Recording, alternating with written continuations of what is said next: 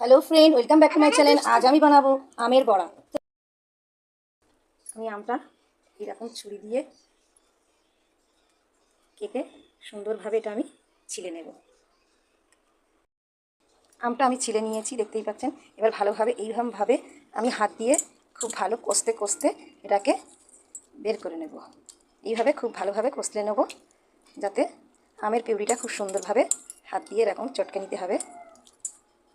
আমি এইভাবে আমের পিউরিটা বের করে নেব। দেখতেই পাচ্ছেন কত সুন্দর, আটিটা পুরো একদম পরিষ্কার হয়ে গেছে।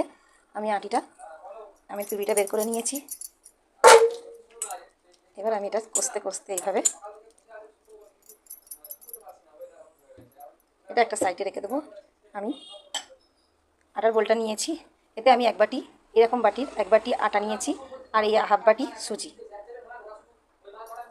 এর মধ্যে 1 চিমটি খাবার সোডা দেব, একদম এতটুকুনি নেব, খুব বেশি নেব না। খাবার সোডা আর সামান্য নুন। এবার আমি আমের পিউরিগুলো দিয়ে দেব। এর মধ্যে আমি এটা খুব ভালোভাবে মেখে নেব। নেওয়ার পরে এর মধ্যে আমি চিনি আর জল দেব। এটা খুব সুন্দরভাবে মাখতে হবে।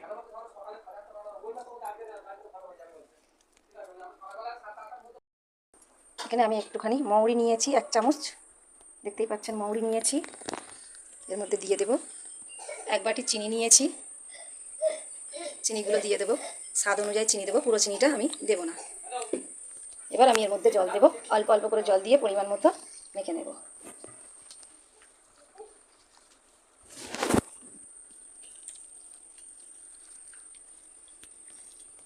খুব ভালোভাবে আমি ব্যাটারটা তৈরি করে নেব।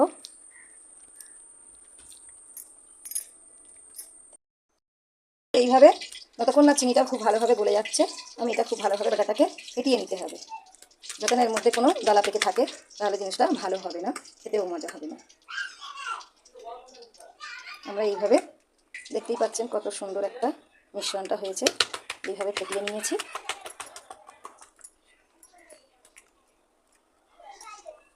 এটা আমি 2 থেকে 3 মিনিট ফেটিয়ে নিয়েছি। এবার আমি চুলোইতে কড়া বসিয়ে দিয়েছি। এখানে কড়া বসিয়েছি, তেলও গরম হয়ে গেছে। এবার আমি একটা একটা করে বড়াগুলো ছাড়বো।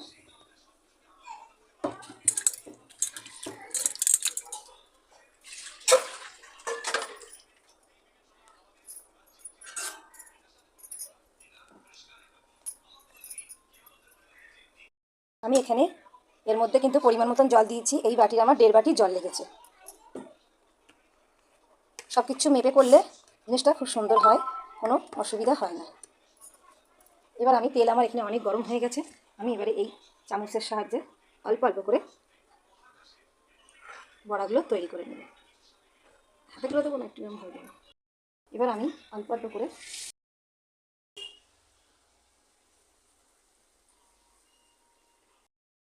দেখতেই পাচ্ছেন বন্ধুরা কত সুন্দর আমের বড়া হয়েছে।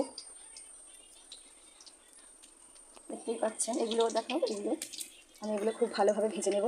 হালকা আঁচে করতে হবে, খুব বেশি চুলোর তেল যদি গরম হয়ে যায় তাহলে এগুলো পুড়ে যাবে, খেতে ভালো লাগবে না, ভিতরেও সিদ্ধটাও খুব ভালো ভাজাটা হবে না।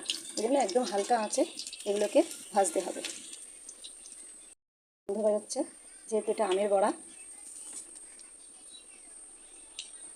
দেখছেন আমার একদম খুব সুন্দর বাদামি রঙের ভেজে নিয়েছি।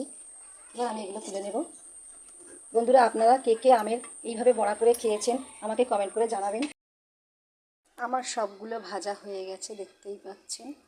এগুলো সব ভেজে তুলে নিয়েছি। দেখতেই পাচ্ছেন কত সুন্দর বড়া, দারুণ একটা টেস্ট, গন্ধ খুব সুন্দর ছাড়ছে। আমি এগুলো সব তুলে নেব। এগুলো একটু বাকি আছে, সব বড়াগুলো আমার বানানো হয়ে গেছে।